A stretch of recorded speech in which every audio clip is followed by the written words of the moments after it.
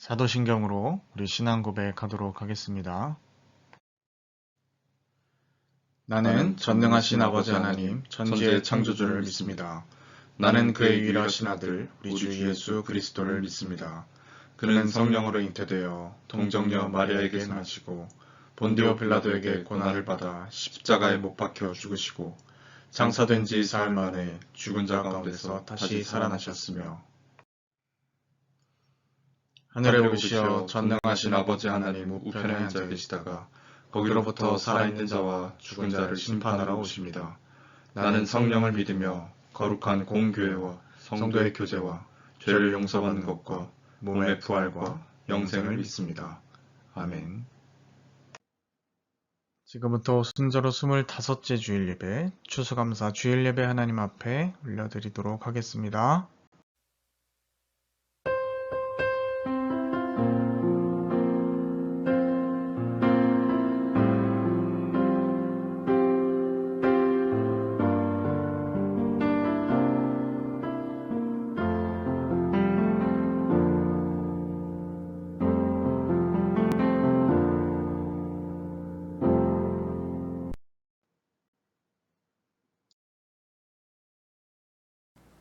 나의 영혼아 잠잠히 하나님만 바라라. 물은 나의 소망이 그로부터 나오는도다. 오직 그만이 나의 반석이시요 나의 구원이시요 나의 요새이시니 내가 흔들리지 아니하리로다. 백성들아 시시로 그를 의지하고 그의 앞에 마음을 토하라. 하나님은 우리의 피난처시로다. 아멘. 존귀와 영광을 세생 무궁토록 받으시기 합당하신 하나님 아버지, 미천하고 보잘것없는 저희를 십자가 보혈로 의롭다 인정하시고 하나님의 자녀로 삼아주신 것에 감사를 드립니다. 오늘 특별히 추수감사주일을 맞이하여 한 해를 잠시 멈추어 돌아보고 우리에게 주신 복과 감사를 기억하며 시간 주님 앞에 나왔습니다. 우리가 드리는 이 예배를 통하여 홀로 영광 받아주시고 예배를 통하여 온전한 감사가 다시금 회복되는 역사가 있게 하여 주옵소서. 우리 예배를 기쁘게 받으시는 예수님의 이름으로 기원하옵나이다. 아멘. 성시교도 하도록 하겠습니다. 하늘에 계시는 주여, 내가 눈을 들어 주께 향하나이다. 상전의 손을 바라보는 종들의 눈같이, 여주인의 손을 바라보는 여종의 눈같이, 우리의 눈이 여호와 우리 하나님을 바라보며 우리에게 은혜 베풀어 주시기를 기다리나이다. 여호와여 우리에게 은혜를 베푸시고 또 은혜를 베푸소서. 심한 멸시가 우리에게 넘치나이다. 안일한 자의 조소와 교만한 자의 멸시가 우리 영혼에 넘치나이다. 아멘. 시간 한 주간을 돌아보며 공동으로 낭독하며 드리는 기도의 시간입니다. 스크린 화면 참조하셔서 함께 기도하도록 하겠습니다. 십자가에서 보혈을 흘려주심으로 우리를 죄에서 구원하신 주님, 생명을 주신 그 사랑을 알지 못하여 저희는 지난 한 주간도 감사할 줄 모르고 살았습니다. 아버지가 그 아들을 긍휼히 여김과 같이 하나님께서 우리를 품어주시고 인도해 주실 때에도 저희는 그 사랑을 간섭으로 여겨 딴 길로 다녔습니다. 주님의 자비로운 인도하심을 속박이라 오해했습니다. 선한 목자이신 주님의 음성은 멀리하면서 내 생명을 빼앗으러 온 절도요 강도의 노략자의 소리에는 관심을 기울였습니다. 이 모든 것이 주님의 음성을 거역하는 우리의 완고한 마음에서 비롯된 것임을 고백합니다. 목자가 되시는 주님, 길을 잃은 양과 같이 두려움에 떨고 있는 저희를 굽어 살피시고 모든 죄를 용서해 주옵소서. 예수님의 이름으로 이 고백의 기도를 드립니다. 아멘.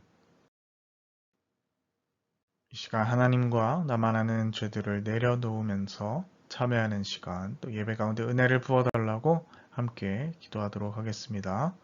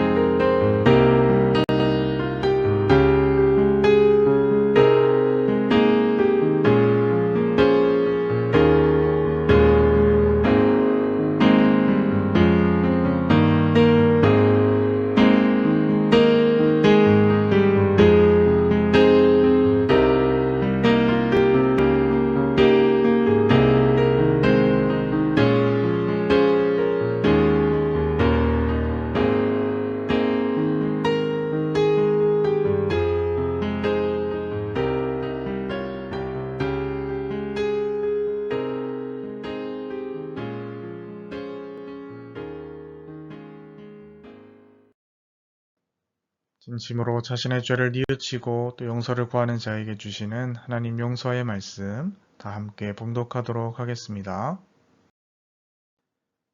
생명의 율례를 지켜 행하여 죄악을 범하지 아니하면 그가 반드시 살고 죽지 아니할지라.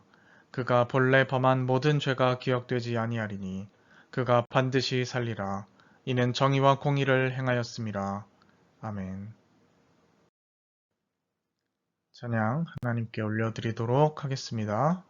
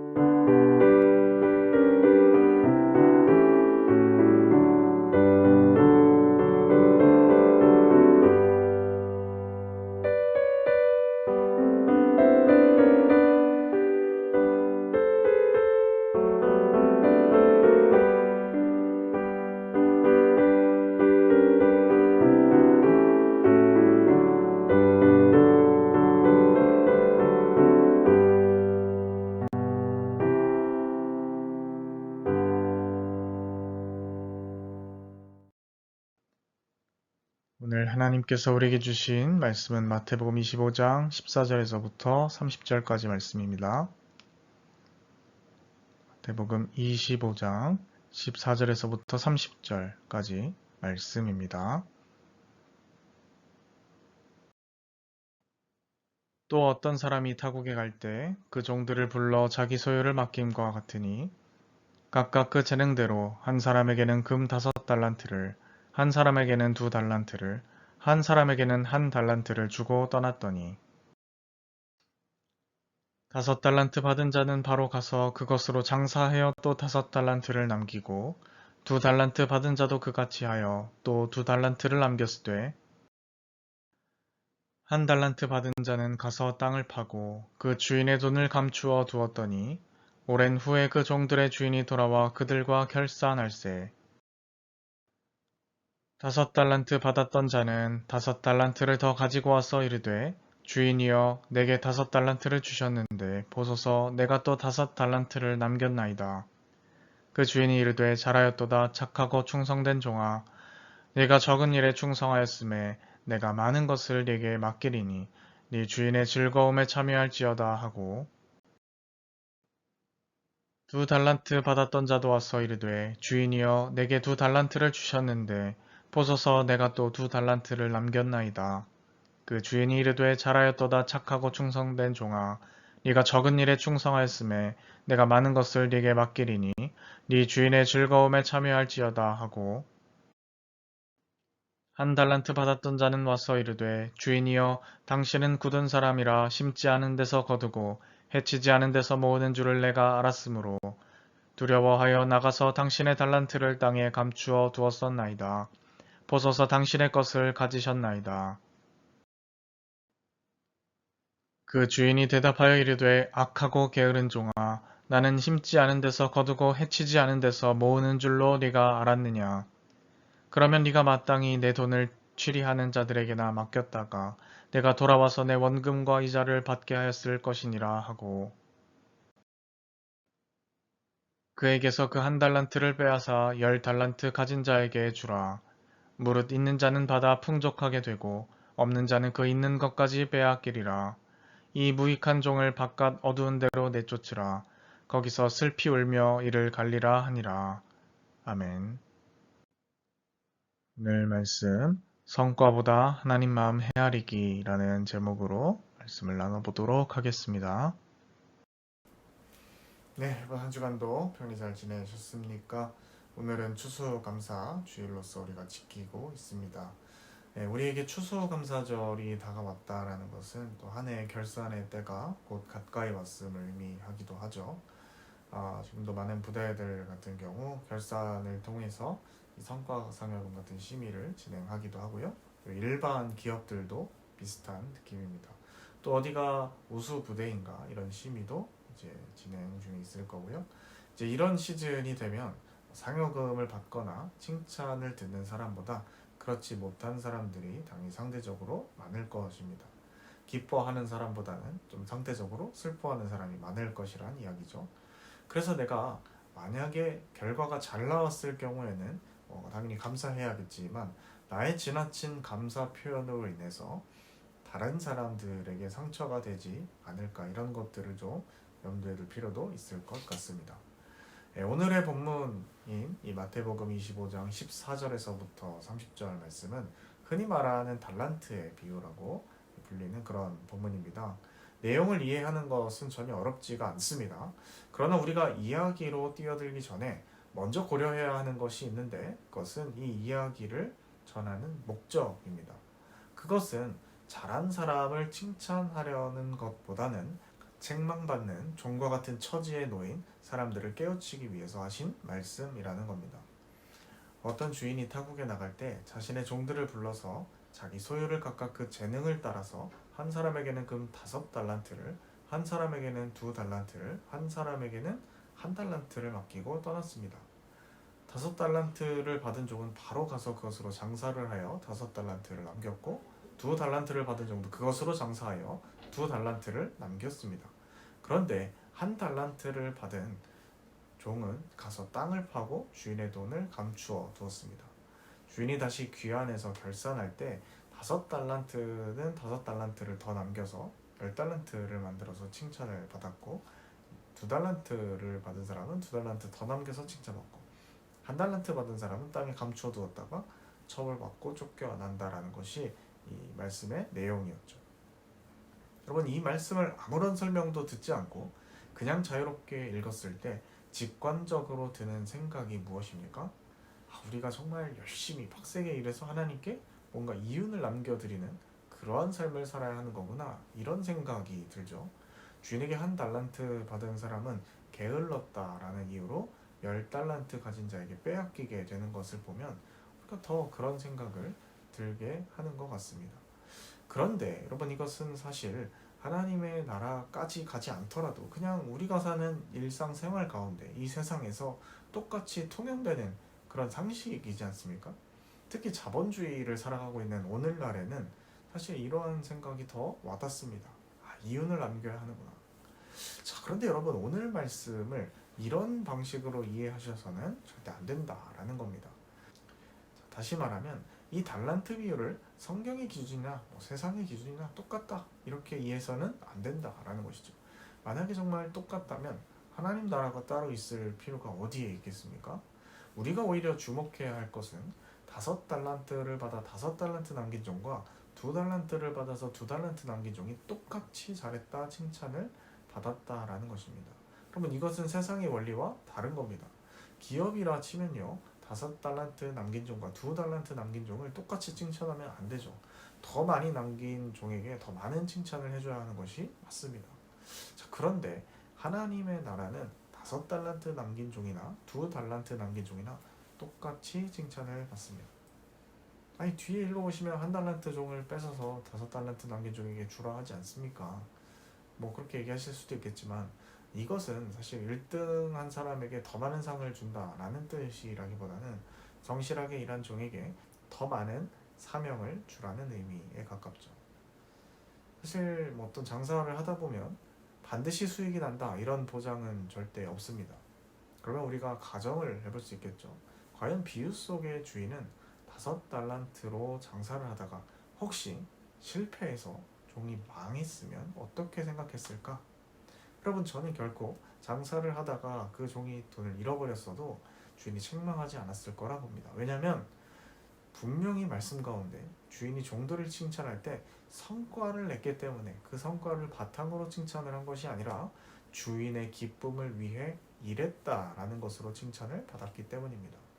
그래서 여러분, 하나님 나라의 기준은요, 많이 남기는 사람에게 착하고 충성된다라고 말하지 않는다라는 거예요.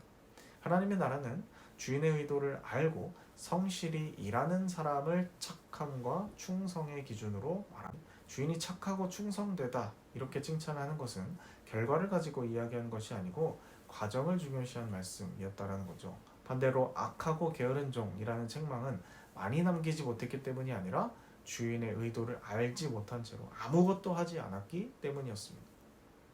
그리고 주인이 1달란트 받아 땅에 묻은 종에게 이렇게 말하지 않습니까? 내가 정말 이윤 그 자체에 관심이 있었다면 돈을 취리하는 사람, 오늘날로 따지면 돈놀이하는 사람에게 투자하지 않았겠냐? 이렇게 말한 것을 볼 때 주인의 관심, 하나님의 관심은 그 종이 이윤을 얼마나 많이 남겼느냐 여기에 있는 것이 아니라는 거죠.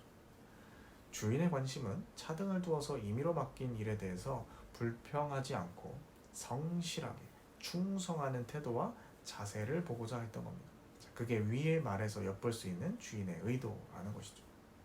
그럼 잘 생각해 보십시오. 애초에 정말 주인이 투자 대비 수익률 하나만 보고 일을 맡겼다면 이렇게 여러 명에게 분산 투자를 하는 것이 아니고 정말 최고로 똑똑한 사람 한 명에게 관리를 맡겼을 겁니다. 뭐 어떤 사람은 그럴지 모르죠. 아니, 투자 리스크라는 게 있는데 분산 투자가 위험 부담이 더 적은 현명한 방법이 아니겠습니까?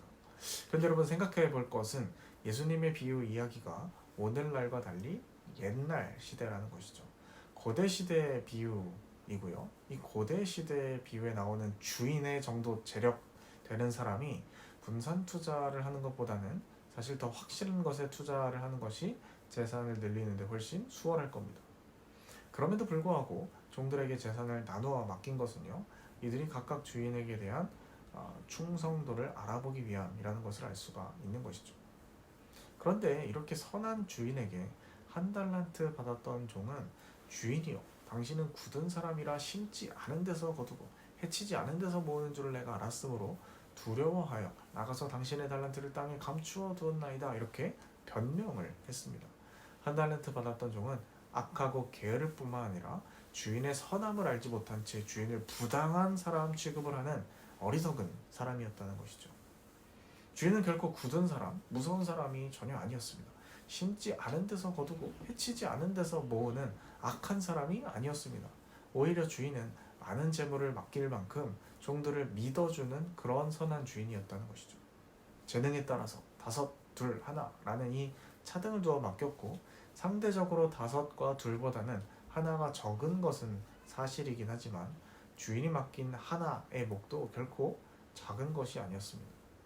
그리고 주인이 5달란트, 2달란트, 각각 5달란트와 2달란트를 남긴 종들에게 네가 적은 일에 충성하였다 이렇게 칭찬을 하고 있긴 하지만 여러분, 5달란트와 2달란트도 또 1달란트도 적은 액수가 결코 아닙니다.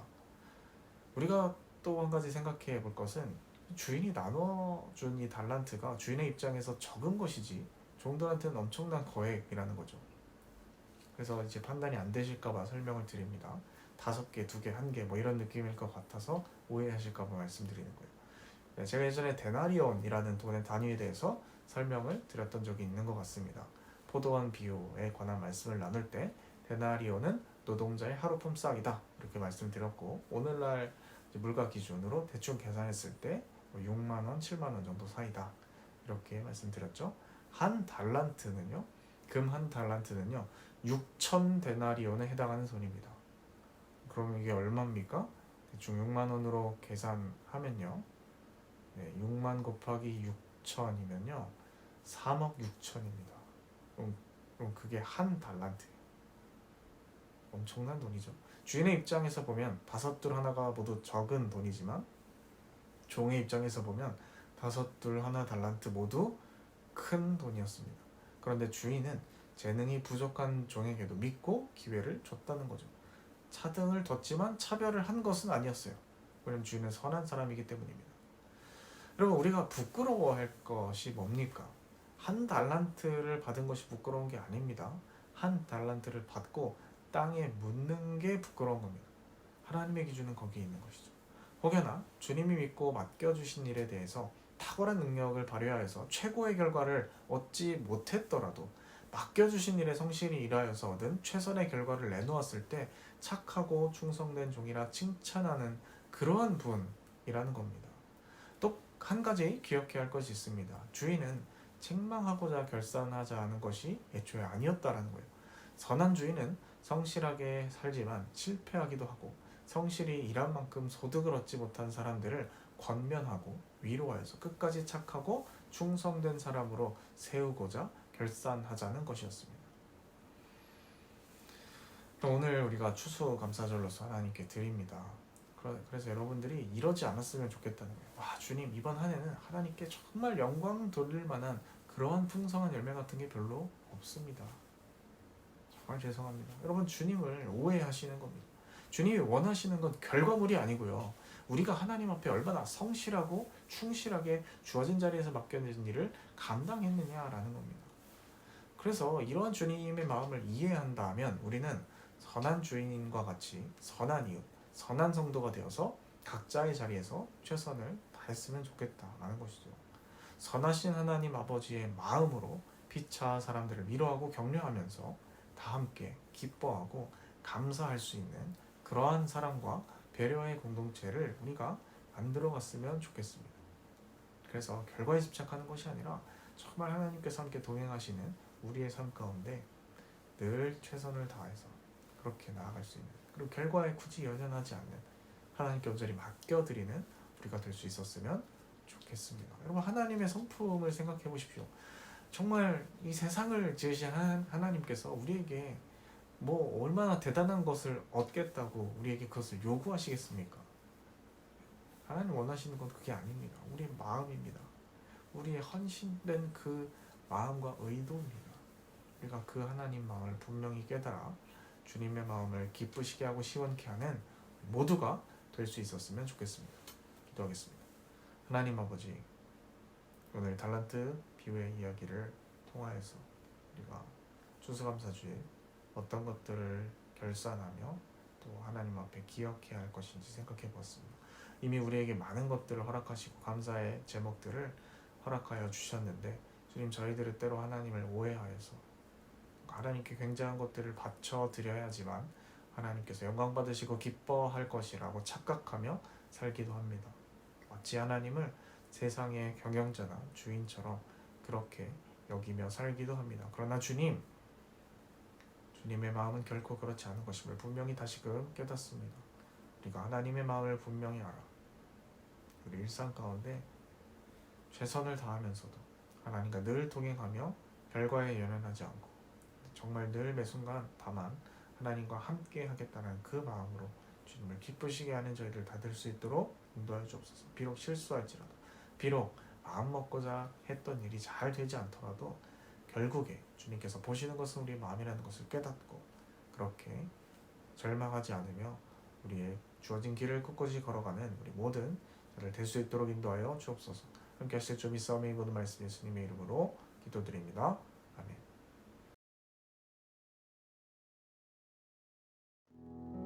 이 시간 함께 주신 말씀을 결단하며 드리는 기도의 시간입니다. 주신 말씀의 내용을 기억하면서 그냥 그 말씀 가운데 순종으로 반응할 수 있도록 주님 도와주옵소서라고 다시 한번 기도하도록 하겠습니다.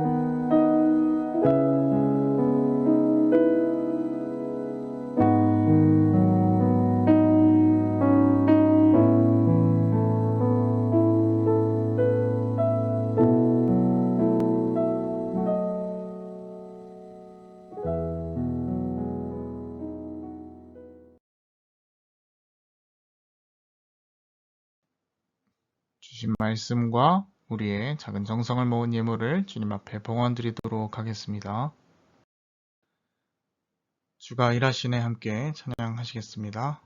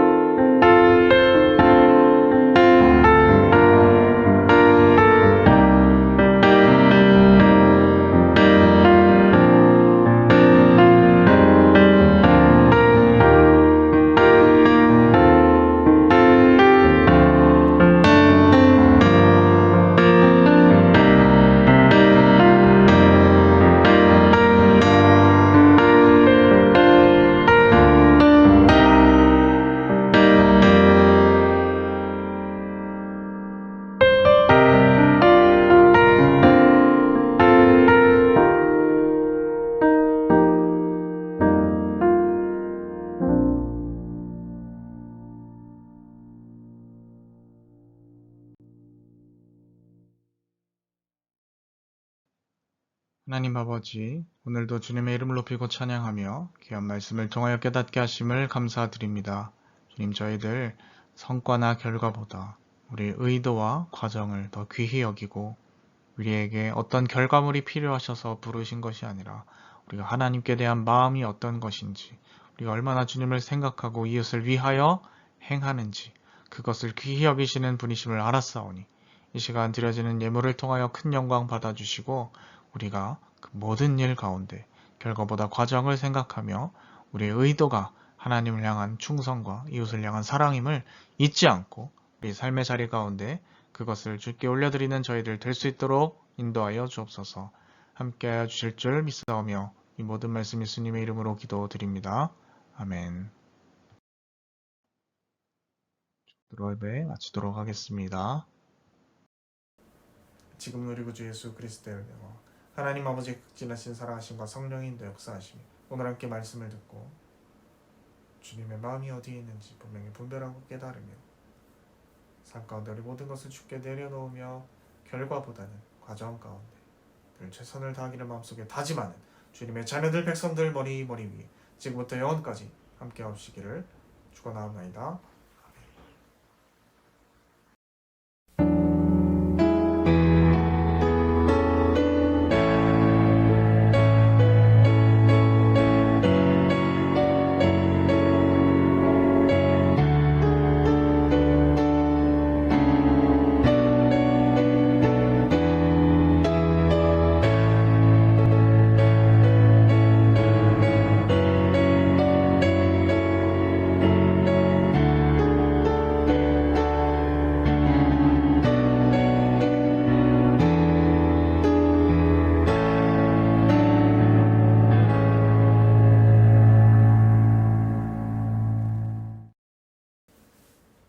주간도 주님과 함께 동행하면서 매 순간의 과정 가운데 승리하는 우리 모두가 될 수 있었으면 좋겠습니다.